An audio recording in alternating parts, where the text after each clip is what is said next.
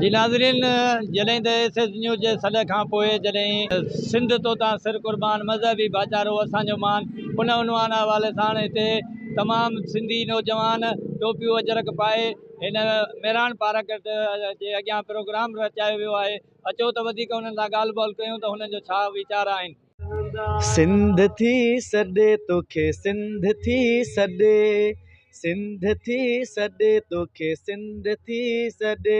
अचो अचो लोकऊं लॾे, अचो मनियूं ॿारा छॾे, हो उथो सिंधी दौर नाहे सुखियो सुम्हण जो। सिंध थी सॾे तोखे, सिंध थी सॾे। अस्सलाम वालेकुम याली मदद सॼी सिंध वासियुनि खे मुंहिंजी तरफ़ां सिक भरियो सलाम। जीअं त अॼु टोपी अजरक जो ॾियारो आहे, तमामु ज़ोर शोर सां मल्हाए रहिया आहिनि असांजा सिंधी नंढा वॾा पका पोड़ा। माशाल्लाह ईद जे ॾियारे खां बि वधीक असां पंहिंजो कल्चर जो ॾींहुं जेको आहे सुठे नमूने सुठे तरीक़े सां अछो वॻो पाए उन सां गॾु अजरक। सिंधी सकाफ़त आहे, हीअ असांजो क़दीमी माना रवाज आहे। सिंधी टोपी अजरक असांजी सिंध जी सुञाणप इन शइ सां थी वेंदी आहे, पटके सां थींदी आहे, अजरक सां थींदी आहे, टोपी। अॼु माना ही ख़ुशी जो मौक़ो आहे, माण्हुनि खे ॾिसंदा कंहिंखे अजरक आहे कंहिंखे टोपी आहे, तमामु घणी ख़ुशी थी थिए। पंहिंजो सकाफ़ती ॾियारो आहे ही। अॼु असांजो क़ौमी ईद जो ॾियारो आहे, सिंधी सकाफ़त जो ॾियारो। ही असांजी हज़ारों साल पुराणी सकाफ़त आहे, जंहिंजा अजरक जा आसार असांखे 5000 साल पुराना मोहनजोदड़ो में दरियाफ़त थिया।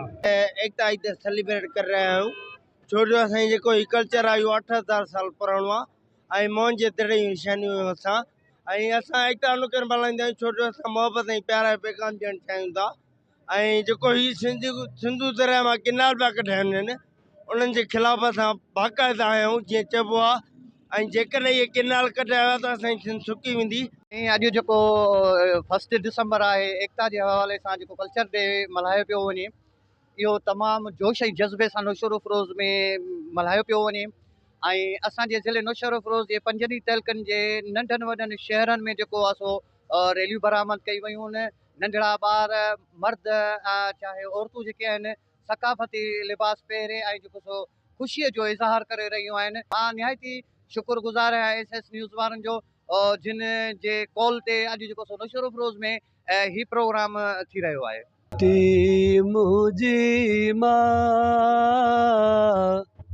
सिंधड़ी मुंहिंजी मां, मिट्टी मुंहिंजी मां, सिंधड़ी मुंहिंजी मां। तन सिंधो दरिया ओ तन सिंधो दरिया, मिट्टी मुंहिंजी मां। अस्सलाम वालेकुम दोस्तों, तव्हांजो पंहिंजो फ़क़ीर एजाज़ लिखास कली। जीअं त असांजो अॼु इहो कल्चर जो जेको ॾींहुं आहे, ईद जे ॾींहं खां वधीक असांजो ॾींहुं ख़ुशी जो ॾींहुं आहे। ऐं असांजा दोस्त जेके अजरक टोपी पाए हिन ॾियारे खे ख़ुशियुनि सां झूमनि पिया असांजा सिंधी। अलाह साईं उन्हनि खे सलामत रखे, सदाईं ख़ुशि हुजनि, आबाद हुजनि। ऐं असांजा जेके सोशल मीडिया वारा दोस्त उहे पहिरीं पिया SS channel in ji team पूरी उनखे मौला ख़ुशि रखे, सलामत हुजे, सिंध सलामत साथ सलामत। जीअं त तव्हां हितां जे सिंधी भाइरनि ऐं जेके रैलीअ में शरीक थियणु थिया उन्हनि जूं तव्हां ॻाल्हियूं ॿुधियूं। उन्हनि जो चवणु आहे त सिंध जी हीअ पुराणी तारीख़ आहे जंहिंखे असां 1 दिसंबर ते बरक़रार रखंदा ईंदा आहियूं ऐं असां हिनखे टोपियूं अजरक पाए ईद खां वधीक ख़ुशी महसूसु कंदा आहियूं। ऐं अॼोको ॾींहुं असांजे लाइ तमामु वधीक हूंदो आहे ऐं सिंध खे उजागर करण लाइ उन्हनि इहा बि ॻाल्हि कई आहे त जेके सिंध दरिया ते 6 केनाल निकिता वञनि था उन्हनि खे नामंज़ूरीअ जा उन्हनि नारा बि हया आहिनि।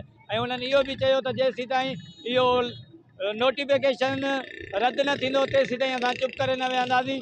कैमरामैन टीम सां गॾु आऊं आहियां राजा रईस, SS न्यूज़ नौशरो।